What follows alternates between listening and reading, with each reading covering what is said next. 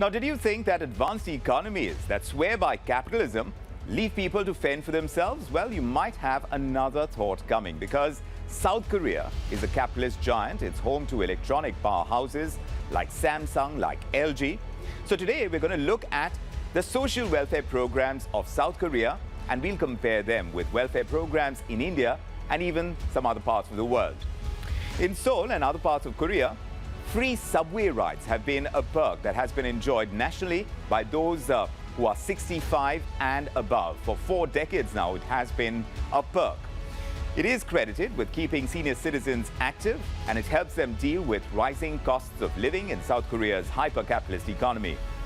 But it has become a thorny political issue now, because South Korea's population is rapidly aging, and subway costs, operating costs of subways at least, are soaring. There is no talk right now of doing away with the benefits altogether, but there are some cities that operate subways that are threatening steeper fare hikes, or at least a lifting of the eligible age, unless the national government shoulders some of the costs that are involved in running these subways. It has also left President Yoon Suk-yeol in a fix, because his voter base largely comprises senior citizens who may not vote for him if the benefits available to them are removed. But the reality is that this freebie culture, like we know it, could only make things worse for Asia's 4th largest economy.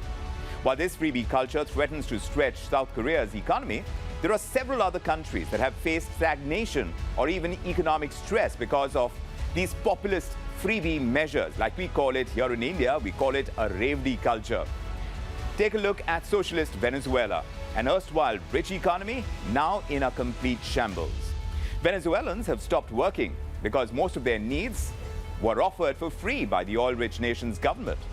The country turned towards importing most of its commodity requirements, and the economy finally collapsed around the year 2000 at the turn of the century. Look at Cuba as well. Cubans have also survived on the freebies that have been offered by their government, as a result of which the country has gone into deep stagnation. Most Cuban youngsters don't have the skills to survive in the modern world because they are not exposed to technology. Capitalists often cite Cuba's socialist model as an example of a failed economy. In fact, turn the story to India. It's no different, with many political parties depending on freebie politics to win elections. The freebies here include anything from free electricity, free internet, to even cash handouts. But the RBI and the central government, they've flagged growing subsidy bills. They've invited sharp reactions from opponents. But then, India is not South Korea, I should say. And a large part of the population in India continues to rely on the state for basic needs. And as for South Korea, it remains to be seen now if the country can continue to provide free mobility to its elderly.